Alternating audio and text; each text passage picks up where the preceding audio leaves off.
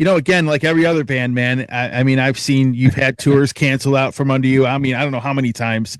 Has that, you're an industry guy, you manage bands, you work for a record label. Has that gotten any easier, or is it a lot harder? Is it still pretty hard to get something put together for a band, say, of your size? You mean in terms of putting together tours? Getting tours, getting, obviously everything's expensive, so Yeah, not losing your ass on the tour either. Has it gotten any easier for you, or is it y- still difficult? yeah. I mean, it's still a little tough. We've had some tours that were really good. Hmm. Others where we barely escaped by the skin of our teeth financially.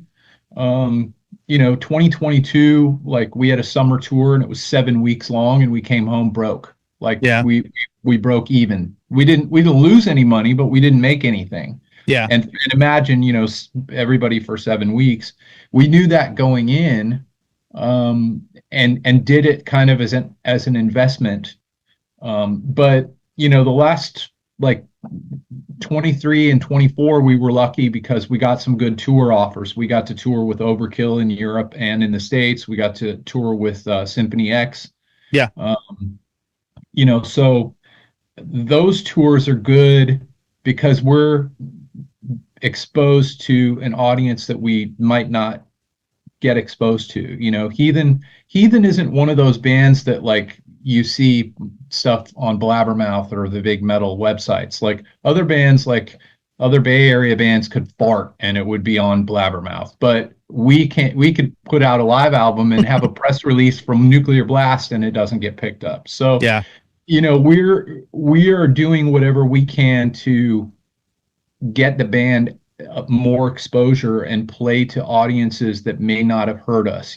We made a lot of new fans on the Symphony X tour, for Sure. example, Yeah. because that audience hasn't necessarily heard us, but there's a lot of kind of commonalities. We have a melodic singer, we do a lot of melodic stuff in our songs, and you know we have elements that I think the fans of Symphony X like, for example. Yeah. Overkill is thrash, so of course, there's a lot more of those people probably heard Heathen Yeah. before. Yeah. Sure. So Or the trap that sometimes you fall into is, they've heard of you. They've just never gone and checked the band out. Like, if you're a right, thrash, they're like, oh, you hear of this band, people that are like fans of like thrash metal might say, oh, I've heard of that band. I never got a chance to listen to them. So, playing with Overkill, who is a band that, for the most part has been, like some of the, I don't know, more veteran thrash metal bands, like Exodus and everybody have really been putting out great stuff. I look at Heathen, and you guys have put out album. It's kind of like Flotsam and Jetsam too. They're kind of like one of those bands. They put out 3 really great records. The last 3 albums they put out. You guys have put out albums, in my opinion, that are on par just as good as a lot of these other bands. It's more of an exposure thing. that's And exactly right. Yeah. yep, and you have a melodic singer who I think just I've always loved David's voice. He just you don't have as many people exposed to him, right?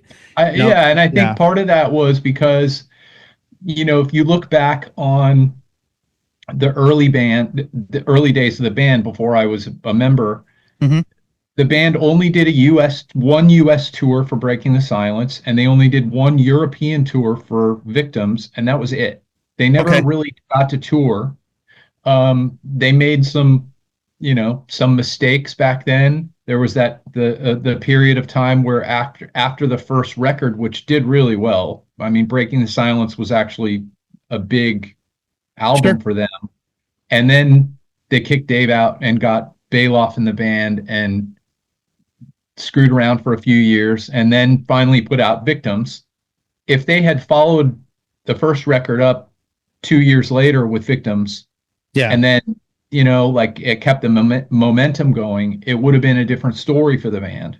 Yeah. Sure. But unfortunately, they kind of lost that, and then there was the 18-year gap between that and Evolution, and then a 10-year gap between that and Empire. And I said to the guys, I'm like, we're done with that. and then COVID happened right Yeah. when we released Empire. So Right. it's like, that took 2 years away from us in a weird way. Yeah. And I have a mountain of music, and I was actually working on a song right before this. So we've got the whole new record written. We've got another record after that, and then another album worth of songs. Sure. So it's like we've got tons of material. It's just a matter of getting it going. And we kept getting these good tour offers, even though we wanted to go back in the studio, and we're like, we should take this. So we could have gone into the studio last year, but Yeah. the Symphony X offer was it was great, and we just really wanted to do it. So Hey everybody, Tony here from the Metal Command podcast. Again, I appreciate your support. Since 1998, I have hosted this show in one form or another, starting off in radio and now in the podcast format. Again, thanks for watching, and if you like what you see and hear on this show, by all means, please hit the subscribe button, hit the little bell to be notified anytime I do post a video, and if you see this program on any other form of social media, please give me a follow there. Again, I always appreciate your support.